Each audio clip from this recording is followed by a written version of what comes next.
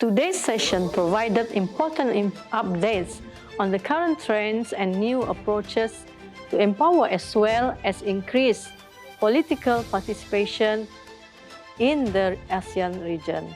In the Brunei context, the WIPA provides guidelines and opportunities that can be explored together and cooperate in emerging challenges. Once again, the effort to implement an effective and localized regional framework can be done as a whole of a nation approach, with the voice of women rising, and we listen to them. The Legislative Council's roles in expanding Brunei's shift into inclusive governance are increasingly relevant, especially in calling out to all stakeholders for partnerships to address evolving challenges faced by women from the highest level, not only in gender dimension, but participating in various discussions to address our national challenges. Today's national dialogue is really the sort of listening exercises, if you like, or the coming together, convening of civil society and government bodies that we would like to see as at UN Women. The dialogue also includes what we call intergenerational listening exercise, and that's really good for sharing perspectives and ideas that will fit into national policies as well. My understanding is that there was a Brunei level study that will feed into the ASEAN regional study, and I think that's a good thing because it is important to for ASEAN level policy documents to reflect women's lived experiences at the national level, a diversity of ideas, and also the sort of very unique challenges that countries face at the national level as well.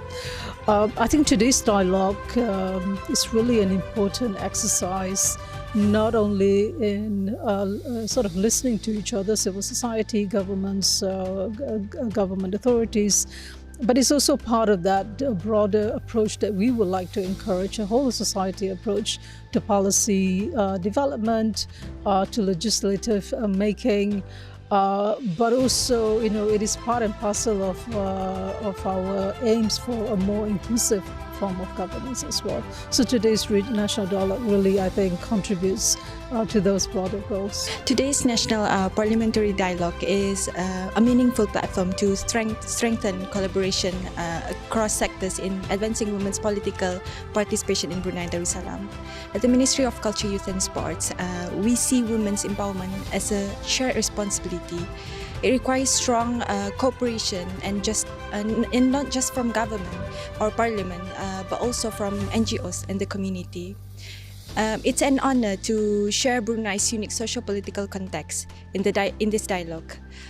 In our system, leadership often goes beyond political appointments, and NGOs, especially women-led NGOs, play an important role at the grassroots level. Their participation today is crucial because they help surface issues from the community and bring those voices into national discussions. Overall, I hope today's dialogue strengthens our foundation for more inclusive and participatory governance, where women are meaningfully engaged and equally represented in shaping the nation's future. Okay, so for today's session, it was quite insightful as we learn about what are the plans of the target for the plan of action. But in particular, it was mainly to address where the gaps are when it comes to Brunei's local context. So a lot of the discussion today was centered about women's participation, asking about generational gap, things like male participation as well. And also sense of tokenism. So I believe that this kind of discussion or platform is a healthy way to get discussions across. It's good to raise some of the challenges faced, but of course there will always be room for improvement when it comes to finding solutions. So having this dialogue is one step to addressing this issue not only on the national level, but also on a regional level.